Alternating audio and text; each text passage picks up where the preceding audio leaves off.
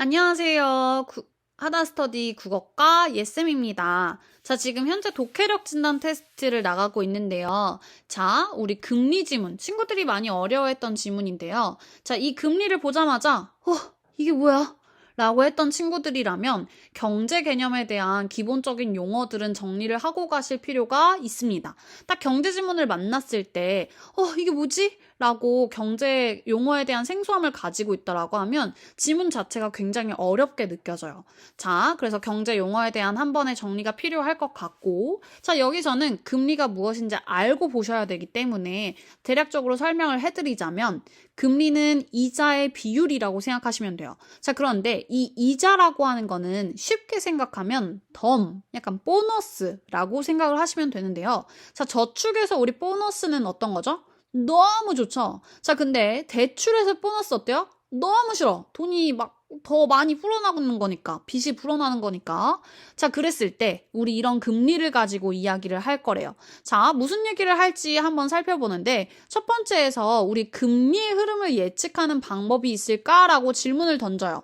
자, 그런데 이 방법에 대해서 명목금리와 실질금리를 나눠 설명해주면서 명목금리는 물가상승률 플러스 실질금리다라고 얘기를 해주고 이 안에서의 요소인 물가상승률과 실질금리가 이 명목금리 흐름에 영향을 준다라고 얘기해요. 자, 그럼 처음부터 물가상승률부터 살펴볼게요. 자, 물가상승률이 올라가면 화폐 가치가 떨어짐에 따라서 이 떨어진 가치만큼 보상을 받기 원하기 때문에 명목금리가 상승을 하고 또 다른 요소인 실질금리 같은 경우에는 직접적인 관찰이 어렵기 때문에 간접지표인 경제성장률이 성장하는 것을 보고 실질금리가 올라간다라고 저희들은 정리가 되어 있어요.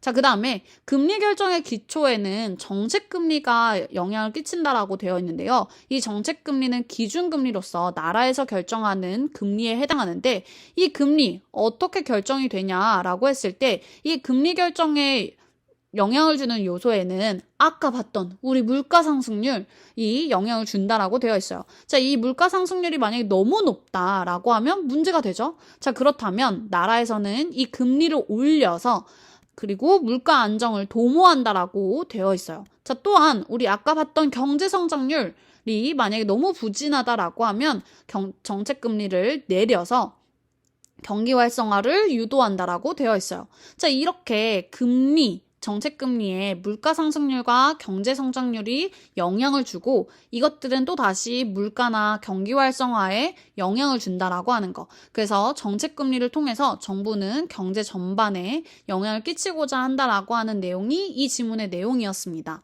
자, 문제를 살펴보면 이 글의 목적은 금리의 흐름을 예측하기 위한 방법을 제시하기 위한 것이냐라고 했을 때 첫 번째 문단을 살펴보면 그렇다면 금리의 흐름을 예측할 수 있는 방법은 없을까라고 질문을 던지고 있죠. 자, 그랬을 때 금리의 흐름을 예측하기 위한 방법을 제시하기 위한 것 맞는 설명이죠. 자, 다음 문제를 보면 자금의 수요가 공급보다 적어지면 뭐뭐보다라고 비교가 나오면 잘 체크를 해줘야 되는데 수요가 공급보다 적어지면 금리는 떨어진다라고 했을 때 두 번째 문단을 살펴보면 자금 수요가 공급보다 많으면 공급이 수요보다 많으면 금리가 내려간다라고 되어 있죠. 자, 공급이 더 많은 경우를 물어보는 거기 때문에 공급이 수요보다 많으면 금리가 내려간다. 다시 말해서 수요가 공급보다 적으면 금리가 떨어진다라고 하는 건 맞는 설명이 되겠죠. 자, 9번 문제. 경제 성장률이 높으면 실질금리가 오르냐라고 했을 때 우리 맨 처음에 살펴봤던 것처럼 실질금리에 영향을 주는 요소는 실질금리의 간접지표에 해당하는 경제성장률이라고 얘기했고 경제성장률이 올라가면 실질금리는 올라간다라고 했으니까 이것 또한 맞는 설명이 되겠죠. 자, 우리 보기를 문제를 보면서 또 묻는 문제가 있었는데요. 자, 알뜰한 춘향이가 예금을 가입했대요. 자, 그랬을 때 1년 후 실제로 돈을 찾는 시점의 예금의 실질금리를 물어보는데요. 자, 문제에서 실제 돈을 찾는 시점이고 실질금리를 물어보는구나 라고 하는 걸 잘 키워드를 잡고 가셨었어야 해요. 자, 예금의 금리 그리고 명목금리 이 예금의 금리는 명목금리라고 앞서 언급을 해주고 있기 때문에 명목금리가 예금의 금리구나라고 하는 생각을 해주셨어야 되고 명목금리는 물가상승률 플러스 실질금리라고 했기 때문에 우리 아까 식에다가 넣어보면 명목금리는 3%고 1년 후라고 했으니까 1년 후에 물가 상승률은 4%였다라고 하는 걸 해봤을 때 물가 상승률을 이양시키면 이런 식이 만들어지죠. 자, 그래서 명목금리에서 물가 상승률을 빼면 실질금리 마이너스 1%라고 보시면 됩니다. 자, 그 다음에 14번. 춘향이가 예상한 예금의 실질금리. 자, 아까는 1년 후 실제로 돈을 찾았을 때고 이번에는 예상한 금액이기 때문에 아까 그대로 자, 예금의 금리가 명목금리이기 때문에 명목금리 3%에다가 물가상승률 2%를 빼면 실질금리 1%가 나오게 되겠죠. 자, 그래서 답은 1%대입니다. 자, 여기까지 저희는 금리 지문을 살펴봤습니다. 이 지문이 너무 어렵게 느껴졌다라고 하면 첫 번째, 내가 경제 개념을 잘 알고 있었나? 라고 하는 것들을 살펴보시는 게 필요할 거예요. 경제 개념을 빠삭하게 알 필요는 없지만 그래도 지문을 읽을 때 이게 뭔 말이군 이라고 하는 정도는 알고 있어야 되기 때문에 대략적인 경제 용어는 한번 정리를 하시는 게 필요할 것 같고, 자, 두 번째, 상대적인 개념이 나왔을 때 너무 스치듯이 넘어갔다 라고 하면 그건 문제가 돼요.